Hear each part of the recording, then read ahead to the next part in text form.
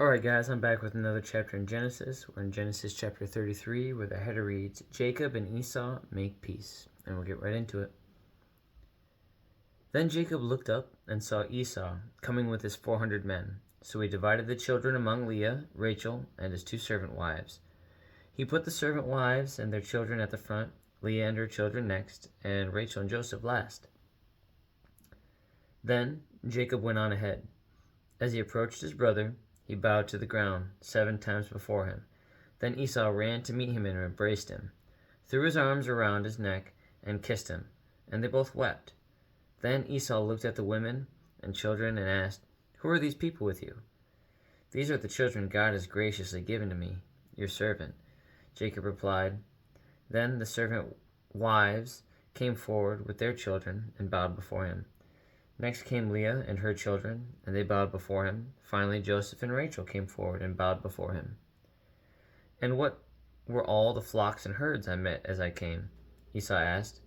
Jacob replied, "They are a gift, my lord, to ensure your friendship." "My brother, I have plenty," Esau answered. "Keep what you have for yourself."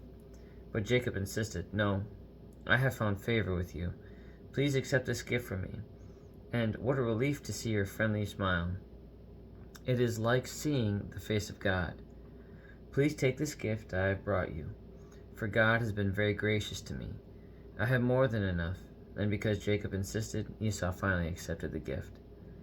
"Well," Esau said, "let's be going. I will lead the way." But Jacob replied, "You can see, my lord, that some of the children are very young, and the flocks and herds have their young too. If they are driven too hard, even for one day, all the animals could die. Please, my lord, go ahead of your servant. We will follow slowly at a pace that is comfortable for the livestock and the children. I will meet you at Seir." "All right," Esau said, "but at least let me assign some of my men to guide and protect you." Jacob responded, "That's not necessary. It's enough that you've received me warmly, my lord." So Esau turned around and started back to Seir that same day. Jacob, on the other hand, traveled on to Succoth. There he built himself a house and made shelters for his livestock. That is why the place was named Succoth, which means shelters. Later, having traveled all the way from Padan Aram, Jacob arrived safely at the town of Shechem, in the land of Canaan.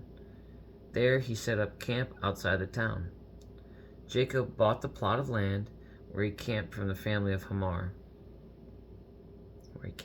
From the family of Hamor, the father of Shechem, for 100 pieces of silver. And there he built an altar, named it El Elohe Israel. And that's the end of that. And so I hope that they talk about it in the next chapters. I'm curious as to see what Esau's change of heart was. I mean, Esau clearly blessed and still maintaining a certain level of abundance and I assume grace with God.